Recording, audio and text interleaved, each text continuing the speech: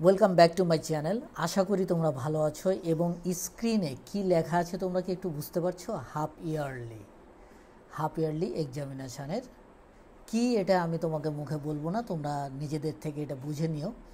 But আজকে যারা এই মুহূর্তে ভিডিওটা দেখছো অবশ্যই চ্যানেলটাকে সাবস্ক্রাইব করবা এবং প্রচুর পরিমাণে কমেন্টস করো, তাহলেই আমার ভিডিওটা করা সার্থক হবে।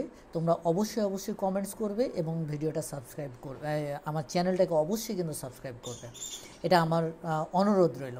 তো আমি মুখে বললাম না, এটা তোমাদের কি, এটা তোমরা নিজেরাই পড়ে নাও এবং এটা বুঝে নাও যে এটা আগামীকালকে কি হতে যাচ্ছে। আশা করি যে এটা তোমরা কমন পেয়ে যাবে। তো যাই হোক, তোমাদের ইনস্ট্রাকশনটা কি দেওয়া আছে, বাংলা পরীক্ষায় যেভাবে ইনস্ট্রাকশন দেওয়া আছে এখানেও তোমাদের ইনস্ট্রাকশন দেওয়া আছে। Suppose you are a member of the reading club at your school. You often meet your classmates to read and discuss books, magazines, newspapers, etc. Your class friends have just finished reading a newspaper article, One Living Green. আচ্ছা, living green নিয়ে বিষয়গুলো তোমাদেরকে খুব বড় কাজ করতে হবে, খুব বেশি পরিমাণে কাজ করতে হবে। তো এটাই হচ্ছে ইংলিশ তোমাদের জন্য সহজ করে, আরও কতটা সহজ করে দিয়েছে দেখো, তোমাদের জন্য এটা বাংলাও করে দিয়েছে। তোমরা যদি ইংরেজি বুঝতে নাও পারো কোনো অসুবিধা নাই, ইনশাল্লাহ ইংরেজি কোশ্চিনে বাংলা তোমাকে বাংলা করে দেওয়া হয়েছে।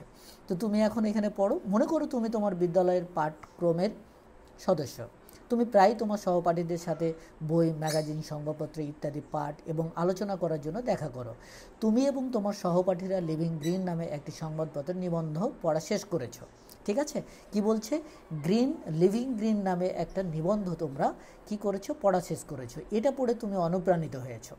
এটা পড়ে তুমি কি হয়েছো? অনুপ্রাণিত হয়েছো এবং তোমার এলাকা সবুজ রাখার সিদ্ধান্তও নিয়েছো। অর্থাৎ কোনো একটা আর্টিকেল পড়েছো, এই আর্টিকেল পড়ে তুমি এখান থেকে অনুপ্রাণিত হয়েছো এবং তোমার এলাকাকে সবুজ রাখার একটা সিদ্ধান্ত নিয়েছো। এখন বলছে তা করতে হলে তোমাকে নিচের কাজগুলো সম্পন্ন করতে হবে। অর্থাৎ এই যে বড় একটা কাজ, তুমি একটা আর্টিকেল পড়লে, আর্টিকেল পড়ার পর একটা নিবন্ধ পড়লে, আর্টিকেল হচ্ছে নিবন্ধ পড়লে এবং সেটার থেকে অনুপ্রাণিত হয়ে তুমি একটা লিভিং গ্রিন, তোমার এলাকাকে সবুজ করার সিদ্ধান্ত নিয়েছো, অর্থাৎ প্রচুর গাছগাছালি লাগাবে এরকম সিদ্ধান্ত নিয়েছো। এই কাজটা, এই মহৎ কাজটা করতে গেলে তোমাকে কী কী টাস্কগুলো কমপ্লিট করতে হবে সে টাস্কগুলো এখানে বলে দেওয়া আছে।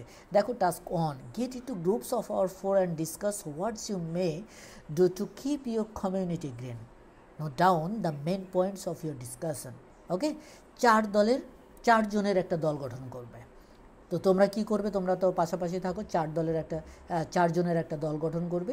তোমার এলাকাকে সবুজ রাখতে কি করতে পারো তা নিয়ে আলোচনা করবে তোমরা 4 জন মিলে। আলোচনার মূল বিষয়বস্তু নোট রেখো। এখন এই যে সবুজায়ন করবে, এই যে তোমার এলাকাকে সবুজায়ন করতে গেলে তোমাকে কি কি পদক্ষেপগুলো নিতে হবে, এই পদক্ষেপগুলো তোমরা শর্ট আকারে নোট ডাউন করে নাও। ওকে, নোট ডাউন করে নাও। Task 1 complete. এগুলো তো তোমরা বুঝেই, যেহেতু বাংলা পরীক্ষা অলরেডি হয়ে গেছে, এটা কীভাবে করতে হবে তোমরা বুঝতে পারছো। এবার টাস্ক 2তে বলছে যে for your better understanding another important article on going green is given here. এখানে নিচে তোমার একটা আর্টিকেল দেওয়া আছে, গোয়িং গ্রিন নামে একটা আর্টিকেল দেওয়া আছে। Now read the article individually and complete the following activity. অর্থাৎ তোমাকে আরেকটা এখানে আর্টিকেল দিয়ে দেওয়া হয়েছে, এই আর্টিকেলটা পড়ে তোমরা একটা ভালো ধারণা পেতে পারো যে কি করতে হবে। ঠিক আছে, এই আর্টিকেলটা তোমরা খুব ভালো করে ইন্ডিভিজুয়ালি পড়ো প্রত্যেকে, এবং কে কি বুঝলে সেটা নিয়ে পরে আলোচনা করবে। আচ্ছা, এটা 1 নম্বর পেজ, তোমাদের 1 নম্বর পেজে এটা থাকবে। এবার আমরা চলে যাচ্ছি 2 নম্বর পেজে। 2 নম্বর পেজে মোস্ট ইম্পর্টেন্ট পার্ট হচ্ছে, এখানে আমি যেটা দেখেছি, তোমরা আজকে বিশেষ করে 2টা চ্যাপ্টার পড়বে রাত্রেবেলা, সেটা হচ্ছে আর্টিকেল এবং পার্টস অফ স্পিচ। আর্টিকেল এবং পার্টস অফ স্পিচ খুব ভালো করে পড়বে এবং আমি যেভাবে পড়িয়েছি, যেভাবে যে টেকনিকগুলো, যে নাউন কীভাবে চিনবো, আর্টিকেল কীভাবে, অ্যাডজেক্টিভ কীভাবে চিনবো, এই জিনিসগুলো তোমাদেরকে কিন্তু খুব ভালো করে পড়তে হবে। তোমাদের ইনস্ট্রাকশনটা কী দেওয়া আছে দেখো, প্রদত্ত অনুচ্ছেদ থেকে 5টি অ্যাডজেক্টিভ শনাক্ত করতে হবে। অর্থাৎ ওপরের যে অনুচ্ছেদটা আছে এখান থেকে তোমাকে 5টা অ্যাডজেক্টিভ খুঁজে বের করতে হবে। এবং তোমরা জানো যে অ্যাডজেক্টিভ কী, অ্যাডজেক্টিভ কাকে, এই অ্যাডজেক্টিভ বলতে আমরা কী বুঝি এবং কীভাবে ফাইন্ড আউট করব। দেখো, অ্যাডজেক্টিভ কিন্তু আমি অনেকবারই বলেছি নাউনকে মডিফাই করে, তাই না? তাহলে নাউনকে তোমাকে চিনতে হবে। তাহলে যে অ্যাডজেক্টিভটা খুঁজে পাবে সেই অ্যাডজেক্টিভগুলো এখানে লিখবে এবং এই অ্যাডজেক্টিভগুলো যে নাউনকে মডিফাই করেছে সেই নাউনের নামগুলো এখানে লিখে দেবে। কত ইজি বিষয়গুলো তোমরা দেখো, তাই না? এবং সেগুলো নির্দেশিত নাউন চিহ্নিত করে তোমার খাতায় নিম্নরূপ ছকে লিখতে হবে। অর্থাৎ বেস্ট ইম্পর্টেন্ট জিনিস হচ্ছে যে নাউনকে অ্যাডজেক্টিভ মডিফাই করে, অর্থাৎ অ্যাডজেক্টিভ যখন খুঁজে পাবে নাউন পাবে, অর্থাৎ নাউন যদি খুঁজে পাও তাহলে অ্যাডজেক্টিভ তোমরা খুঁজে পেয়ে যাবে। একটু টেকনিক্যালি খাটাতে হবে, ভেরি ইজি। এবং তারপরে টাস্ক 3 কী করতে হবে দেখো, as you want to make your community green you need to talk to your community leaders for support. Most important জিনিস হচ্ছে তুমি যেহেতু তোমার এলাকার সবুজায়নে কাজ করতে চাও, এই কাজে সমর্থন পেতে তোমার এলাকার গুরুত্বপূর্ণ ব্যক্তির সাথে কথা বলা প্রয়োজন, তাই না? নাহলে তো ওদের সাথে কথা না বললে তো তুমি এই সবুজায়ন গড়ে তুলতে পারবে না। তাদের সমর্থন না পেলে তো তুমি এই সবুজায়ন গড়ে তুলতে পারবে না, নাহলে অনেক বাধার সম্মুখীন হবে, তাই না? এটা করতে গিয়ে তোমাকে কী কী করতে হবে দেখো। Now write a set of question that you want to ask your community leaders. You must include at least 5 questions. In your questions, follow the rules of making interrogative sentence and using sentence mark properly. খুবই গুরুত্বপূর্ণ জিনিসটা এটা দেখো। তোমার এলাকার গুরুত্বপূর্ণ ব্যক্তির কাছে জিজ্ঞাসা করার জন্য একটি প্রশ্নমালা তৈরি করতে হবে। প্রশ্নমালা কয়টি প্রশ্ন তৈরি করতে হবে? তোমাকে 5টা প্রশ্ন তৈরি করতে হবে। এখন এই যে প্রশ্ন তৈরি করতে হবে, আমি কি শেখাইনি তোমাদের কিভাবে একটা ইন্টারোগেটিভ তৈরি করতে হয়, কিভাবে ইন্টারোগেটিভের প্রধান বৈশিষ্ট্যগুলো কী কী? অর্থাৎ তোমাকে ইন্টারোগেটিভ সেন্টেন্স সম্পর্কে তোমাকে খুব ভালো একটা ধারণা নিতে হবে। এবং ইন্টারোগেটিভ সেন্টেন্সের যতগুলো আমি আজকে রাত্রে মিলে ইন্টারোগেটিভ সেন্টেন্সটা খুব ভালো করে পড়বে। এবং আমার যে ছাত্রগুলো আছো, আমার মনে হয় ইন্টারোগেটিভ সম্পর্কে একবারে ডিটেলস ডিপ ডাউন আলোচনা করা আছে। তো তোমাদের এই 5টা প্রশ্ন তৈরি করতে কোনো অসুবিধা হবে না আশা করি। Now based on the questions you have made, write an imaginary conversation between you and the community leader about the way to keep the locality green. এখন তোমার করা প্রশ্নগুলোর উপর ভিত্তি করে এলাকাটিকে সবুজ রাখার উপায় সম্পর্কে তোমার এবং তোমার এলাকার গুরুত্বপূর্ণ ব্যক্তির মধ্যে একটি কাল্পনিক কথোপকথন তৈরি করা। অর্থাৎ এখানে একটা ডায়লগ তোমাকে তৈরি করতে হবে। এবং মোস্ট ইম্পর্ট্যান্ট থিং হচ্ছে এই ডায়লগে কী কী করতে হবে। আগের ভিডিওটাতে আমি বলে দিয়েছি খুব সুন্দরভাবে যে তোমাকে কী কী পড়তে হবে। দেখো, এই ডায়লগের মধ্যে থাকতে হবে আর্টিকেল। তার মানে আমি ফার্স্টেই বলেছি তোমাদেরকে পার্টস অফ স্পিচ এবং আর্টিকেল সম্পর্কে খুব ভালো ধারণা থাকতে হবে। Okay, use full stop, question marks and capitalisation where appropriate. তোমাদেরকে যে অ্যাসেসমেন্টগুলো আমি যতগুলো অ্যাসেসমেন্ট নিয়েছি এই পর্যন্ত, আমি মেবি তোমাদের হাফ ইয়ারলির জন্য আমি প্রায় 18টা অ্যাসেসমেন্ট নিয়েছি এবং 18টা অ্যাসেসমেন্টে প্রত্যেকটাতে আমার মনে হয় আছে ক্যাপিটালাইজেশন, কোশ্চেন মার্ক এবং ফুল স্টপ মার্কসের ব্যবহার। অর্থাৎ এই জিনিসগুলো তোমাদেরকে দারুণভাবে কাজ করবে। অর্থাৎ আমি এখন বুঝতে পারছি যে অ্যাসেসমেন্টগুলো কতটা জরুরি। এবং দেখো, ইউজ অ্যাসার্টিভ সেন্টেন্স, তোমাকে অবশ্যই সেন্টেন্স সম্পর্কে ধারণা থাকতে হবে। এগুলো আমি অনেক ভালোভাবে ডিপ ডাউন ক্লিয়ার করে আমি অ্যাসার্টিভ সেন্টেন্সগুলো করিয়েছি। তো এই অ্যাসার্টিভ সেন্টেন্স অর্থাৎ সেন্টেন্সগুলো তোমরা ভালো করে পড়বে। ইউজ ফর্মাল এক্সপ্রেশন, আমি একটু আগেই যে ভিডিওটাতে বললাম সেটা অবশ্যই তোমাকে ফর্মাল এক্সপ্রেশন এবং ইনফর্মাল এক্সপ্রেশন ব্যবহার করে তোমাকে অবশ্যই এই ডায়লগটা তোমাকে লিখতে হবে। একেবারে হুবাহুব মিলে গেছে বন্ধুরা। আমি যে ইনস্ট্রাকশনগুলো দিয়েছিলাম সেই ইনস্ট্রাকশনগুলো একেবারে হুবহু মিলে গেছে। অর্থাৎ formal expression, assertive sentence, interrogative sentence, article এবং অ্যাডজেক্টিভ, পার্টস অফ স্পিচে যে বিশেষ করে অ্যাডজেক্টিভ এবং আর্টিকেল এবং প্রোনাউনটার সাথে তোমরা অবশ্যই ভালো করে পড়বে। তোমরা অবশ্যই ভালো করবে পরীক্ষায়।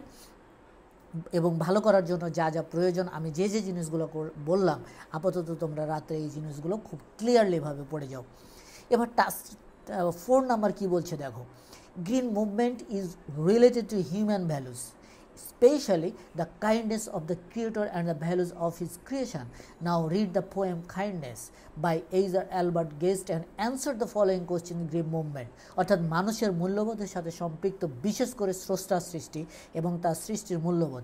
এখন এইজার অ্যালবার্ট গেস্টের লেখা কাইন্ডনেস কবিতাটি পড়ো এবং নিচে প্রশ্নগুলোর উত্তর দাও।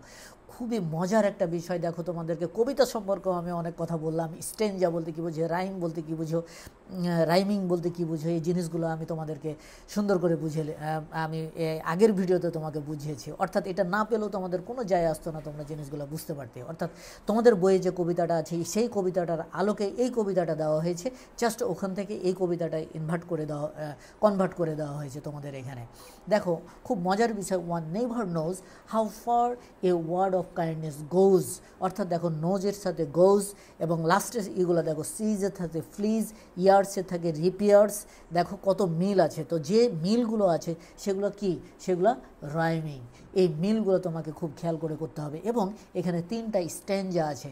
এই যে group of sentence, what is stanza? The group of sentence, অর্থাৎ এখানে দেখো এখানে একটা স্ট্যাঞ্জা, এখানে একটা স্ট্যাঞ্জা এবং নিচে একটা স্ট্যাঞ্জা, 3টা স্ট্যাঞ্জা আছে। জাস্ট তুমি অনেকগুলো অ্যান্সার এখান থেকে পেয়ে গেছো।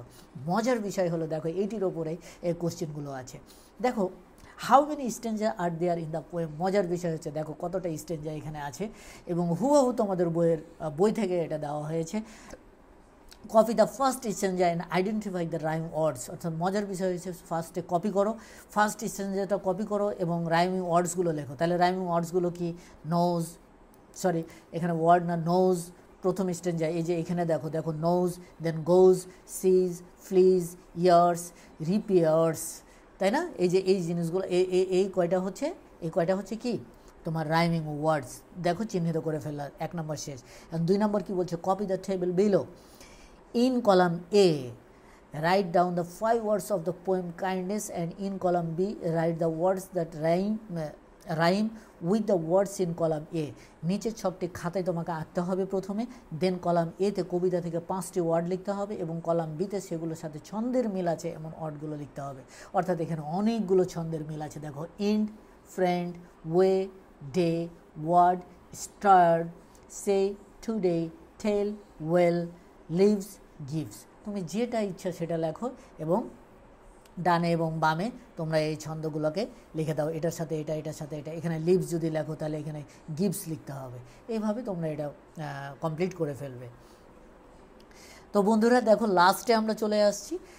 Right at least 5 sentence explaining how the theme of the people poem kindness relate to the concept of living greens. Use no less than 5 adjective in your sentence. অর্থাৎ কাইন্ডনেস কবিতার মূল ভাব লিভিং গ্রিনের ধারণার সাথে কীভাবে সম্পৃক্ততা ব্যাখ্যা করে কমপক্ষে 5টি বাক্য লেখো।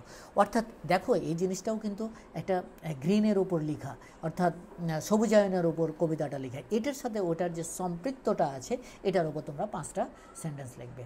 তো বন্ধুরা লাস্টলি আবারও বলছি যে চ্যানেলটাকে অবশ্যই সাবস্ক্রাইব করে ফেলো, এবং প্রচুর পরিমাণে কমেন্টস করো এবং শেয়ার করে তোমার বন্ধুদের সাথে এটা ছড়িয়ে ফেলো।